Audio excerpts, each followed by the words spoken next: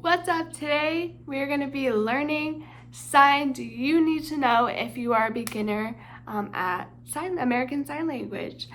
My name is Kayla. I was born deaf. Now I'm hard of hearing. And yeah, let's learn some signs that you need to know. So, learn.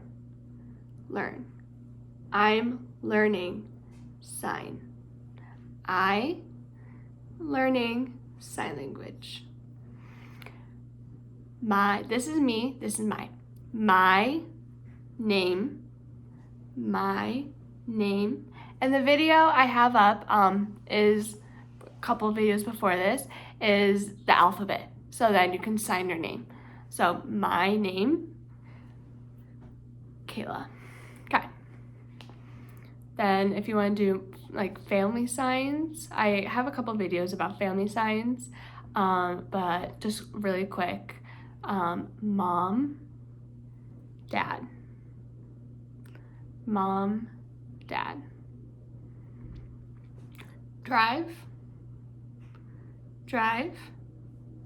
School. Go to school. Go to work. Who?